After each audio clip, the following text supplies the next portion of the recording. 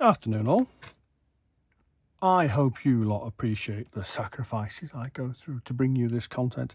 I've had to go out and buy a shiny new cutting mat so that you weren't looking at all the battle damage on the one underneath.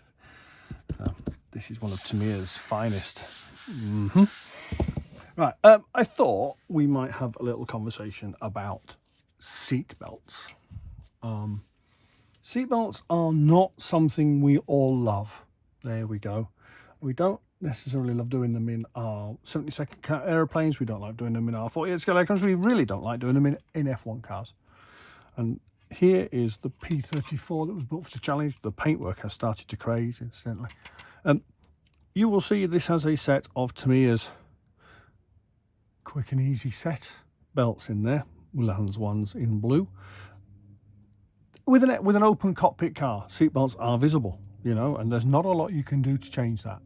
So the decal ones that some manufacturers provide are very useful and they're great in a closed cockpit environment where you're looking through glass. They're not that bad, but in an open cockpit car, you're going to be looking at them. So what's to do? Well, you know, they're the bane of everybody's life. So, of course, the aftermarket manufacturers have stepped in and done a variety of interesting things with them.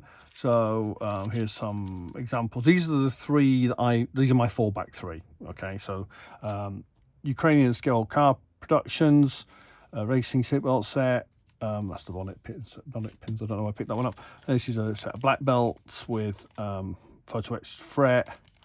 There's instructions in there.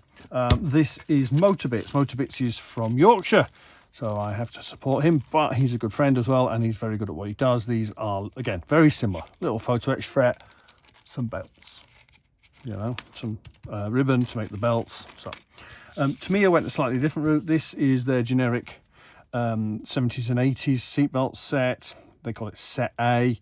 So you've got blue and red belts in here. It's a 6-point harness to all intents and purposes. These are 6-point as well, I think. Yeah, racing harness. Yeah, 6-point.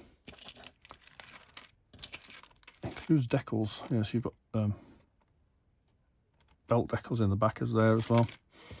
The Ukrainian one doesn't, I don't think, include decals, but it's very much the similar thing. I think, if I remember correctly, there's basically 2 sets of buckles in that one. Enough for 2 cars. Possibly the same, yeah, the same in there. So if you're building sports cars, 2, yeah, great. The F1 set from Tamiya does a car. You know, it's a one-shot thing. It's all she wrote, you know. These are very simple to use, very neat and quick to use. They're not 100% accurate for everything you build, but they're a good enough rendition to put in. The one benefit of these are they're fretless photo etch, so they peel off the backing, and these belts are soft adhesive, so they're nice and easy to fold up around the furniture and stick in the car. Of course, then you start looking at your reference materials. This is the MP45 book from Joe Honda Racing series by Hero Boy. Not Hero Boy, Model Factory Hero. Free plug there, Steve. So I'm looking at building the Monaco car. Here we are, Monaco 1989. And I'm looking for a half-decent shot showing the seat belts, which, of course, I'm never going to find in these racing shots because they're not there. But there is. There's one little one here, and that shows them in black with what appears to be anodized black furniture, actually, rather than chrome, and Boss advertising logos that fit across the tops of the shoulders rather than the brand for the belts being displayed, which is unusual. It's a very typically McLaren kind of thing from period. You know, they were monetizing everything they possibly could in that era. Less said about that one. French Grand Prix 1989. That was a messy start. The better, but when you get back further in here, obviously there's better photographs. And we can see that in the majority of the imagery, the belts are black with the Hugo Boss logos on them.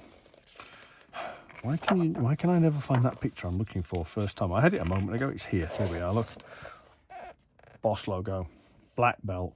Actually, black and blue architecture furniture, which is interesting, and a very fluffy steering wheel, grippy steering wheel, like Alcantara type material. Which is actually very difficult to portray to my mind. I see a lot of people doing it with micro beads, and I detest it. But yeah, quite cool.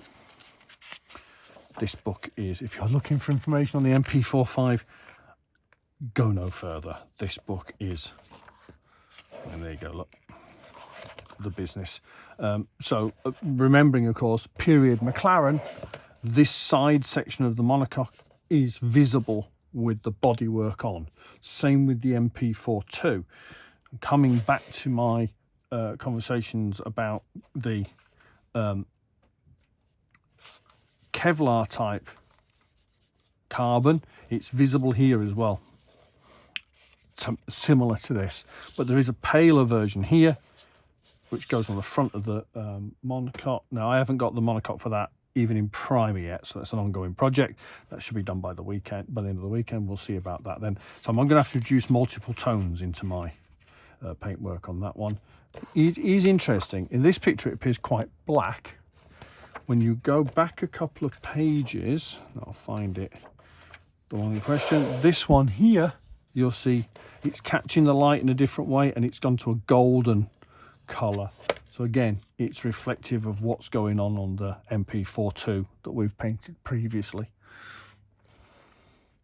Interesting stuff. So yeah, coming back to seatbelts as we were, you know, we'll all have our own favourite way of doing them.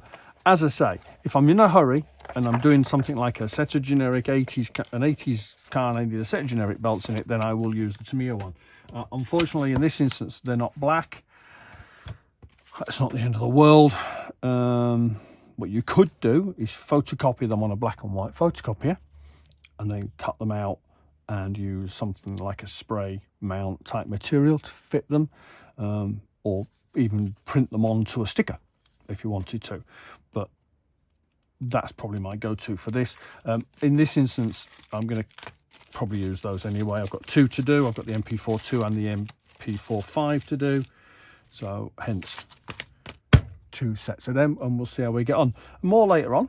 It's been really good talking to you all. I hope you enjoy this and it's useful to you. If you need me for anything, ping me a message or an email. They're all linked in on both my Facebook, Instagram and my YouTube channel. See you later.